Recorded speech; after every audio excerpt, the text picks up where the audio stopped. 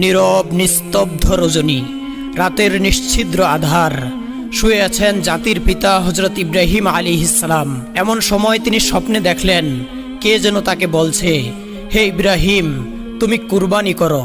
স্বপ্ন দেখে জেগে উঠেন হযরত ইব্রাহিম আলাইহিস সালাম। পরদিন সকালে তিনি 100 উট আল্লাহর পথে কুরবানি করে দিলেন। কিন্তু পরের রাতে আবার তিনি শুয়ে আছেন।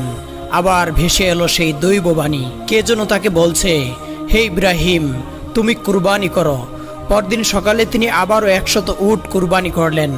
তবুও মনে হলো আল্লাহ রব্বুল আলমিনের দরবারে তার এই কুরবানি কবুল হয়নি। তৃতীয় রাতে আবার শুয়ে আছেন তিনি।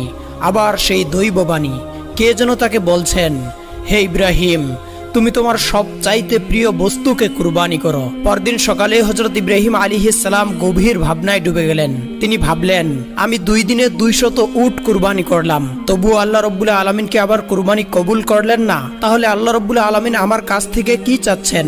অনেক ভেবেচিন্তে তিনি দেখতে পেলেন আল্লাহ রব্বুল আলমিন তাকে স্বপ্নে বলেছেন, তোমার জীবনের সবচেয়ে প্রিয় বস্তুকে কুরবানি করো। আর তার জীবনের সবচেয়ে প্রিয় বস্তু ছিল তার সন্তান হযরত ইসমাইল আলাইহিস সালাম। হযরত ইব্রাহিম আলাইহিস সালামের বয়স যখন 86 বছর, তখন তার ঘরে জন্ম নেন হযরত ইসমাইল আলাইহিস সালাম। এই সন্তান ছিল তার বংশধরের একমাত্র মাধ্যম, তার হৃদয়ের মহব্বত। কিন্তু আল্লাহ রাব্বুল আলামিন যখন তাকে এই প্রিয় সন্তান কুরবানির নির্দেশ দিলেন, তিনি দৃঢ় সংকল্প করলেন এবং বললেন, যদি আল্লাহর ইচ্ছা হয় যে আমি ইসমাইলকে কুরবানি করি, তবে আমি পিছপা হব না।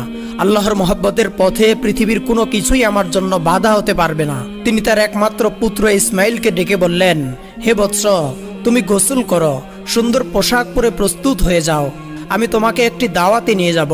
হযরত ইসমাইল আলাইহিস সালাম ছোটবেলা থেকেই পিতার সান্নিধ্য থেকে বঞ্চিত ছিলেন। পিতার সঙ্গে দাওয়াতে যাওয়ার কথা শুনে তার মন আনন্দে নেচে উঠল। তিনি মা হযরত হাজরা আলাইহিস সালামের কাছে গিয়ে বললেন, আম্মাজান, আপনি শুনেছেন আব্বাজান আমাকে নিয়ে দাওয়াতে যাবেন, তাড়াতাড়ি আমাকে গোসল করিয়ে সুন্দর পোশাক পরিয়ে দিন, আমার যে আর তর সইছে না। হযরত হাজরা আলাইহিস সালাম জিজ্ঞাসা করলেন, সত্যিই কি তিনি তোমাকে নিয়ে দাওয়াতে যাবেন?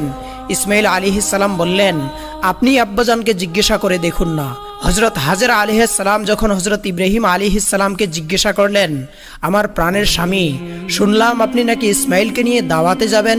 তিনি বললেন, হ্যাঁ, তুমি ঠিকই শুনেছ, ইসমাইলকে গোসল করিয়ে সুন্দর পোশাক পরিয়ে দাও, আমি তাকে নিয়ে দাওয়াতে যাব।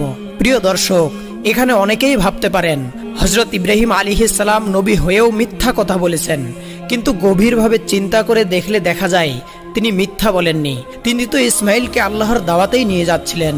হযরত হাজরা আলাইহিস